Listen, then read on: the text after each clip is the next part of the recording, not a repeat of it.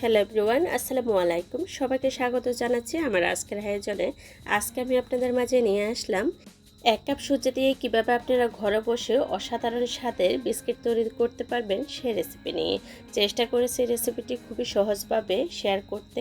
আশা রাখছি আপনাদের অনেক বেশি উপকারে আসবে। বাটিতে একটা ডিম ভেঙে নিলাম। এখন দিয়ে দেব আমি হাফ কাপ চিনি, হাফ কাপের একটু দিয়েছি। মিষ্টিটা যে যার পছন্দ মতো দিবেন। আমি যতটুকু মিষ্টি খেতে পছন্দ করি ততটুকু দিয়েছি।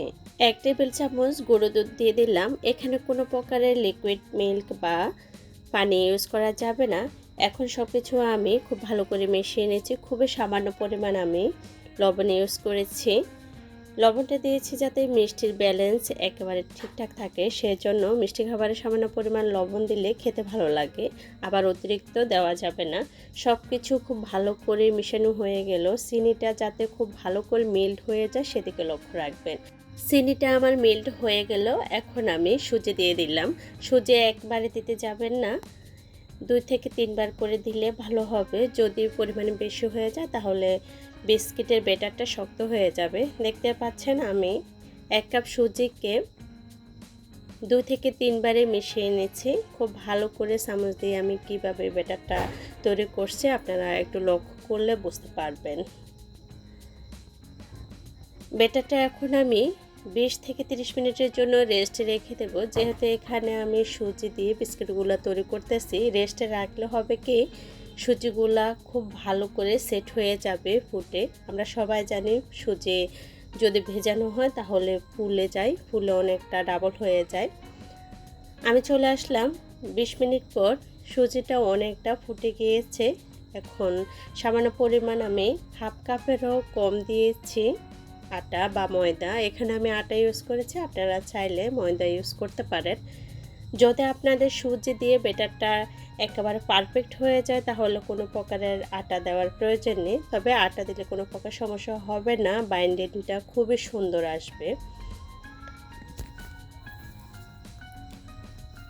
আমি সামান্য পরিমাণ আটা দিয়ে আবার ব্যাটারটা খুব ভালো করে মথে নিয়েছি।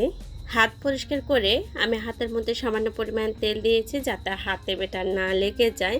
আবার একটু করে ব্যাটারটা আমি মথে নিয়েছি। এখন এখান থেকে আমি সামান্য পরিমাণ ব্যাটার নিয়ে বিস্কিটগুলো তৈরি করে নেব। তবে চেষ্টা করবেন ব্যাটারটা যাতে খুব ভালো করে মথা হয়। দেখতে পাচ্ছেন আমি কতটুকু ব্যাটার নিয়েছি হাতের মধ্যে।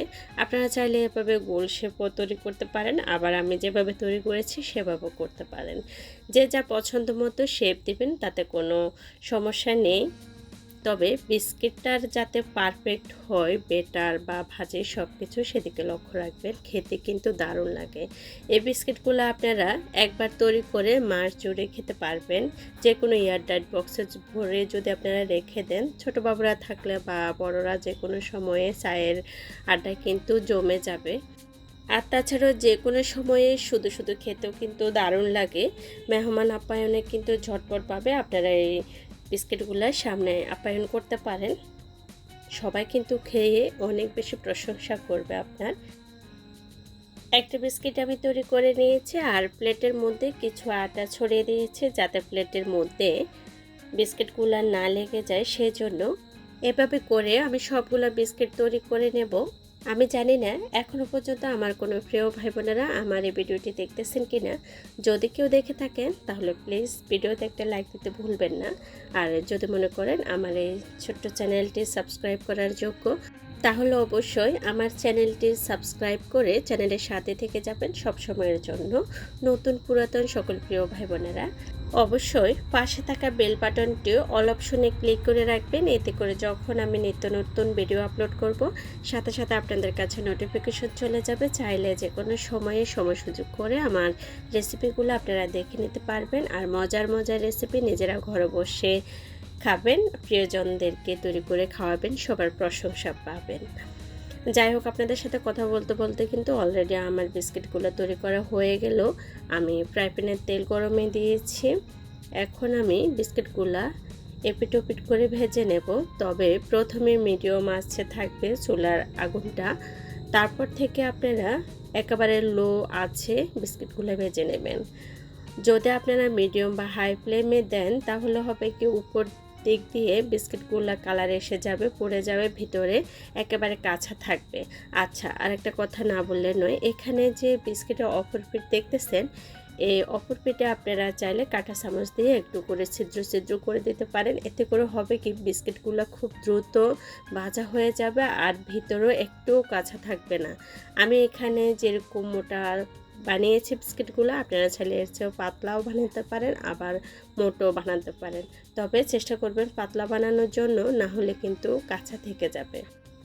আমার আজকের এই রেসিপিটি কেমন লাগলো আপনাদের কাছে, অবশ্যই আপনাদের মূল্যবান মতামত কমেন্ট বক্সে জানাবেন। আপনারা যদি কমেন্ট বক্সে কমেন্ট করে আমাকে জানান তাহলে আমি অনেক বেশি খুশি হব। আমার সাধারণ ভিউয়ার্সেরা, আমি আপনাদের প্রতি চিরকৃতজ্ঞ।